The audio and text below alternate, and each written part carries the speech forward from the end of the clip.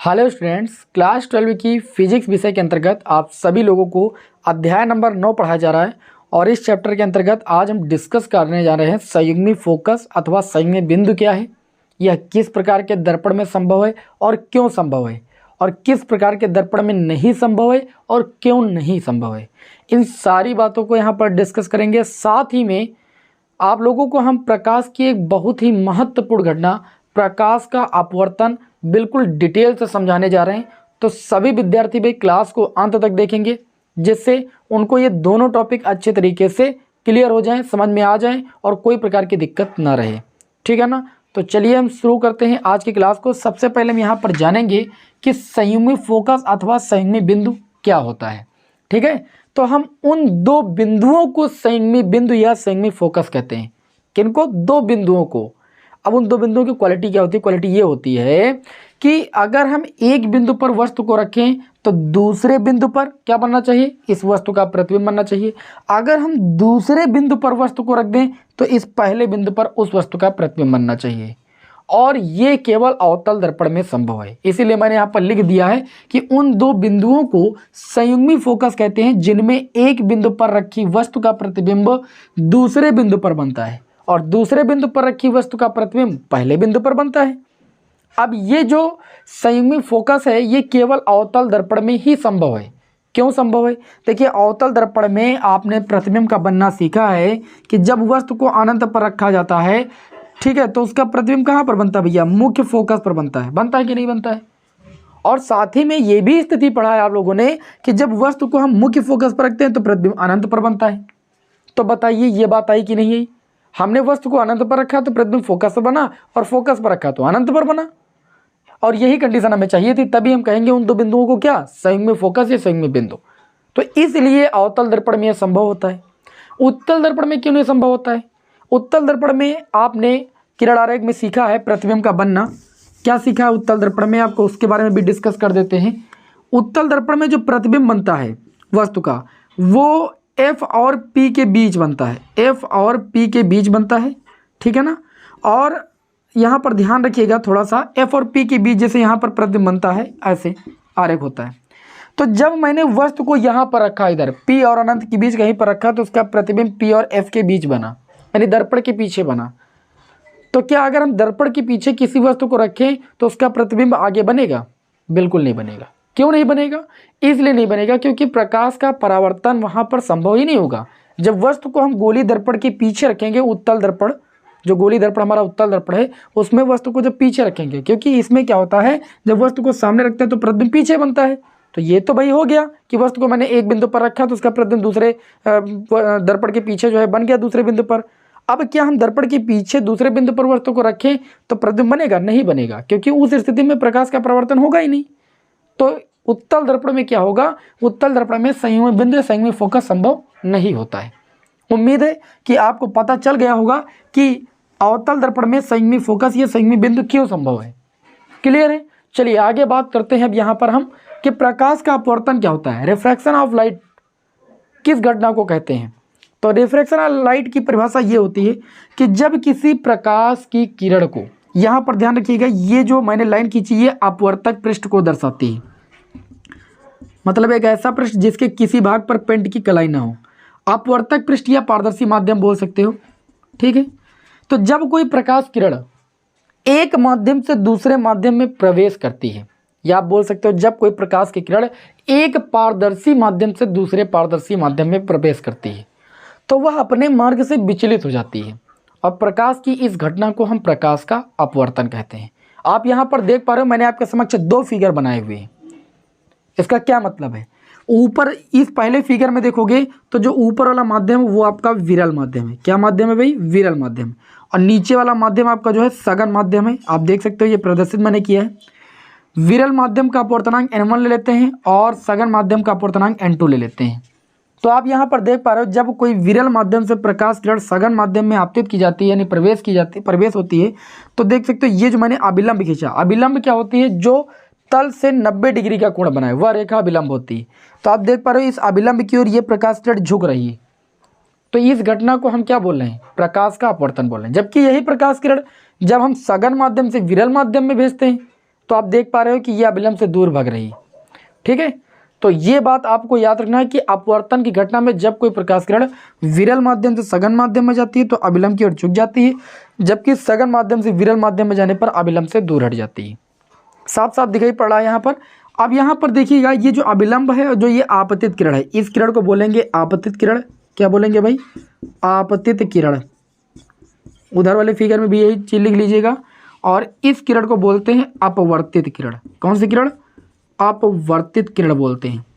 और आपको मैंने परावर्तन की घटना में बताया था कि अभिलंब और आपतित किरण के बीच बना कोण जो होता है वो आपतन कोण कहलाता है। क्या कहलाता है? आपतन कोण कहलाता है। और यहाँ पर अपवर्तित किरण और अभिलंब है, अपवर्तित किरण और अभिलंब के बीच जो बना कोण होता है वो आपका अपवर्तन कोण कहलाता है। कौन सा कोण कहलाता है? अपवर्तन कोण कहलाता है। यहाँ पर अपवर्तन कोण को R से लिखा जाता है।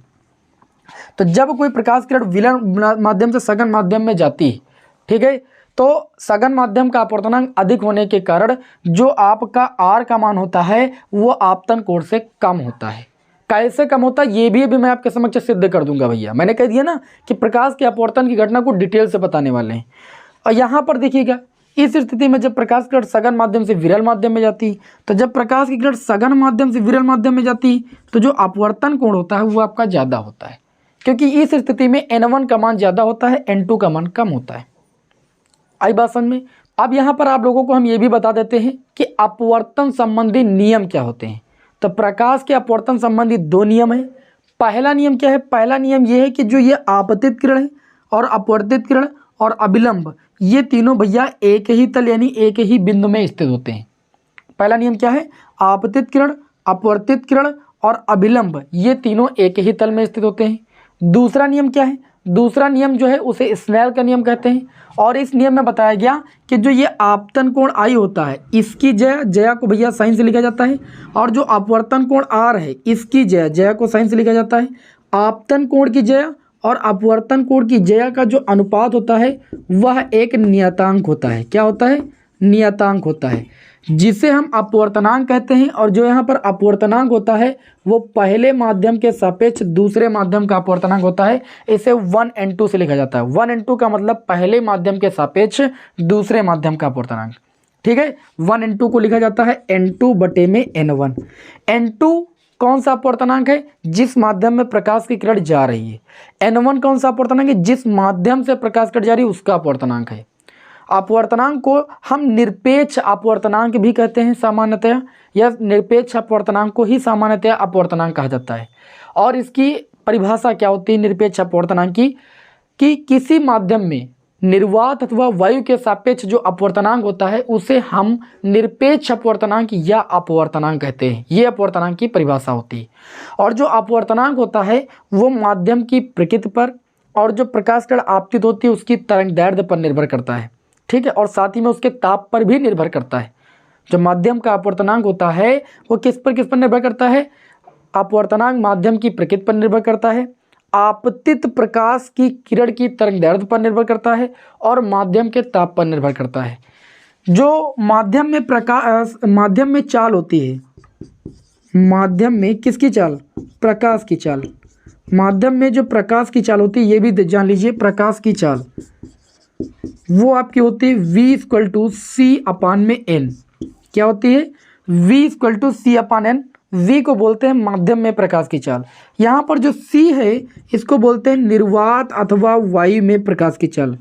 निर्वात अथवा वायु में प्रकाश की चाल। निर्वात अथवा वायु में जो प्रकाश की चाल होती है सभी विद्यार्थियों को पता होना चाहिए कितनी होती है? 3×10⁸ मीटर प्रति सेकेंड होती है। आई बात समझ में? 3×10⁸ मीटर प्रति सेकेंड होती है निर्वात अथवा वायु में प्रकाश की चाल। n क्या होता है? यहाँ पर n आपका अपवर्तनांक होता है। अपवर्तनांक की परिभाषा भी मैंने आपको बता दी। अब आगे यहाँ पर आपको ये हम बताएंगे कि जब प्रकाश किरण विरल माध्यम से सघन माध्यम में जाती है, ठीक है, तो आपतन कोण बड़ा होता है। कैसे आपको भी निकाय बताएंगे। जब प्रकाश किरण अभिलंबवत आपतित होती है स्थल पर तो बिना विचलित हुए सीधे निकल जाती है, इसको भी बताएंगे। और यहाँ पर जब प्रकाश किरण सघन से विरल में जाती है तो कैसे R का मान बड़ा होता है ये भी आपको हम बताएंगे। तो चलिए इसका स्क्रीनशॉट भैया लेना है तो आप ले सकते हो अच्छे तरीके से। फिर आप लोगों को हम बताते हैं यहाँ पर कुछ कंडीशन और साथ ही में आप लोगों को हम जो ये स्नेल का नियम मैंने बताया है साइन आई बटे sine r equal to N2 upon N1, ये अपवर्तनांक के पदों में बताया है। इसको हम तरंग दैर्ध्य के पदों में साथ ही में वेग के पदों में बताएंगे। चलिए जल्दी से स्क्रीनशॉट इसका लीजिए, फिर आगे बढ़ते हैं भाई।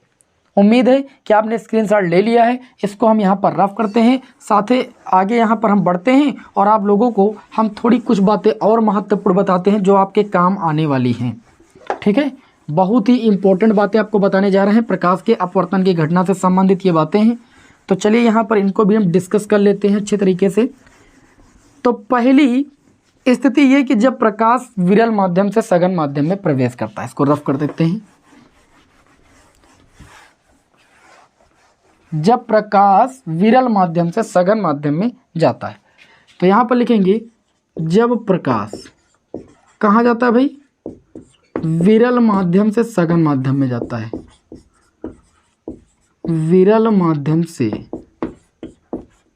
सघन माध्यम में जाता है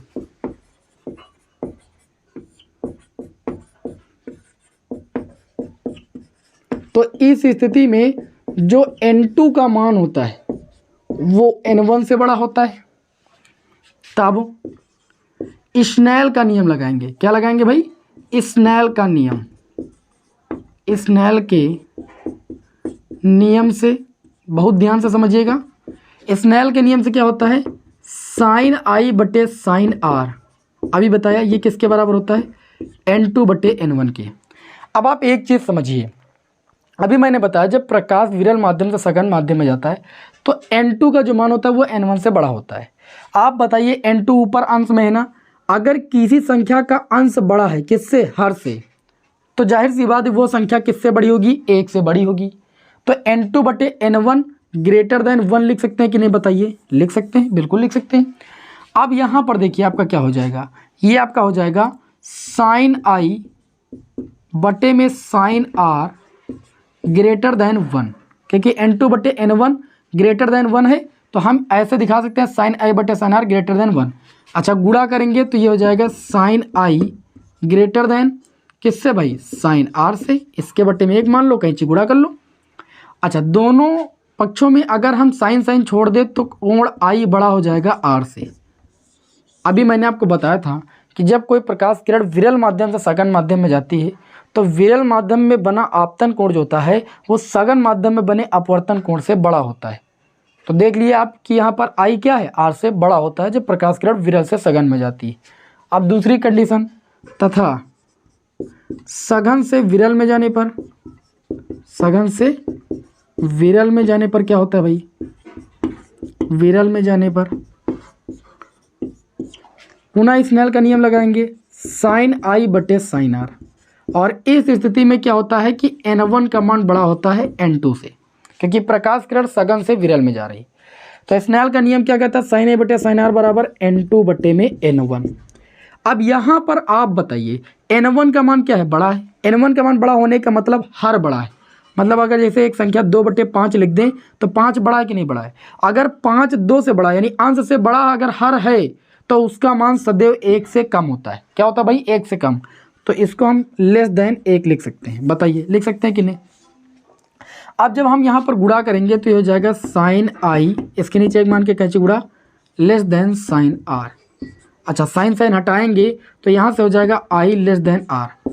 अब जब प्रकाश किरण हमने बताया था कि सघन माध्यम से विरल माध्यम में जाता है तो अपवर्तन कोण जो होता है, अपवर्तन कोण आर जो होता है वो आपतन कोण से बड़ा होता है। क्यों होता है ये आप समझ गए यहाँ पर अच्छे तरीके से। साथ ही में एक चीज़ और याद रखिएगा, जब कोई प्रकाश किरण अपवर्तक पृष्ठ पर अभिलंबवत आपतित होती है तो वह बिना विचलित हुए सीधी रेखा में निकल जाती है। अपवर्तन की घटना में ये बात भी याद रखिएगा, ठीक है ना। आगे चलिए यहाँ पर हम बात करते हैं। अब थोड़ा सा देखिए स्नेल के नियम को हम व्यापक रूप से देखिए कैसे लिख सकते हैं। स्नेल के नियम को व्यापक रूप में निम्न प्रकार से लिखा जा सकता है, निम्न प्रकार से लिखा जा सकता है। कैसे लिख सकते हैं, आपने स्नेल का नियम पढ़ा कि नहीं पढ़ा। क्या पढ़ा कि साइन आई बटे साइन आर जो होता है वो N2 बटे N1 के बराबर होता है। अभी मैंने आपको बताया कि जो v होता है माध्यम में प्रकाश की चाल वो c/n के बराबर होती है। तो आप बताओ, अगर यहाँ पर हम इसको लिख दें साइन i बटे में साइन r, और इस n2 के स्थान पर हम लिख सकते हैं कितना भाई, यहाँ पर देखिए v बराबर अगर c/n है तो n बराबर कितना हो जाएगा, c/v हो जाएगा कि नहीं। तो इस n2 के स्थान पर हम लिख सकते हैं c/v2, जहाँ v2 हो जाएगी दूसरे माध्यम में प्रकाश की चाल, और c तो भैया प्रकाश की चाल है निर्वात अथवा वायु में, तो वो तो बराबर रहेगी। बटे में आ जाएं, n1 के स्थान पर कितना लिख सकते हैं, n1 के स्थान पर c/v1 लिख सकते हैं, क्योंकि n1 पहले माध्यम का अपवर्तनांक है, तो v1 हो जाएगी पहले माध्यम में प्रकाश की चाल। अब देखिए तो c से c कैंसिल हो जाएगा, ये v1 ऊपर पहुंच जाएगा और बटे में v2 हो जाएगा। तो स्नेल के नियम से साइन i बटे साइन r, साइन i बटे में साइन r बराबर v1 बटे v2। ये स्नेल का जो नियम है वो वेग के पदों में, जब आपको आपतन कोण अपवर्तन कोण दिया जाए और माध्यम में वेगों का अनुपात पूछा जाए तो आप ये सूत्र लगा सकते हो। तरंग दैर्ध्य के पदों में भी आप लिख सकते हो। देखिए, आपको एक चीज़ पता होना चाहिए कि अपवर्तन की घटना में, ठीक है, जब प्रकाश किरण एक माध्यम से दूसरे माध्यम में जाती है तो वो अपने मार्ग से विचलित हो जाती है, इस घटना को हम प्रकाश का अपवर्तन कहते हैं। और इस घटना के दौरान जो आपतित प्रकाश होता है उसकी आवृत्ति नहीं बदलती है, उसका आयाम बदल जाता है, उसकी दिशा बदल जाती है, उसका वेग बदल जाता है, उसकी तरंगदैर्ध्य बदल जाती है, सब कुछ बदल जाता है, लेकिन उस प्रकाश की किरण का क्या नहीं बदलता है, आवृत्ति नहीं बदलती है, क्योंकि आवृत्ति प्रकाश का अभिलक्षणिक गुण होता है। इस वजह से अपवर्तन की घटना में आवृत्ति नहीं बदलती है।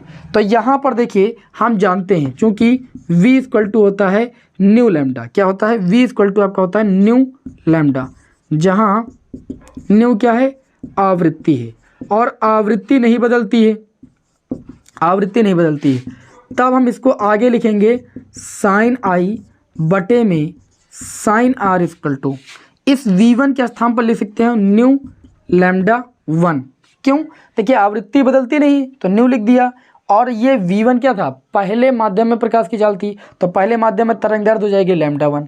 इसी तरीके से v2 के स्थान पर लिख सकते हैं न्यू लैम्डा 2, न्यू तो आवृत्ति, आवृत्ति वैसे भी नहीं बदलती है, तो ये न्यू से न्यू कैंसिल हो जाएगा। इस तरीके से सूत्र आ जाएगा साइन i बटे sine r equal to lambda 1 बटे लैम्डा 2।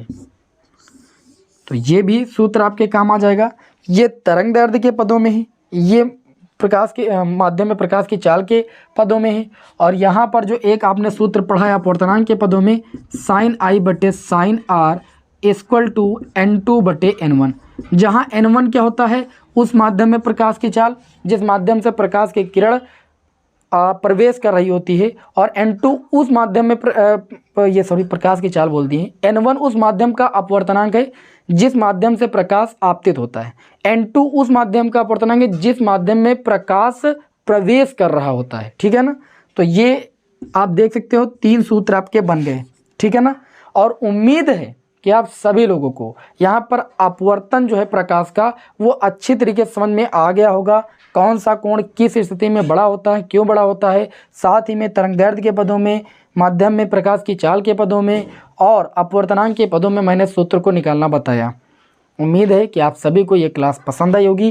क्लास पसंद आई तो भैया लाइक कीजिए। नेक्स्ट क्लास में आगे के टॉपिक के साथ आपको मिलते हैं। जय हिंद, वंदे मातरम।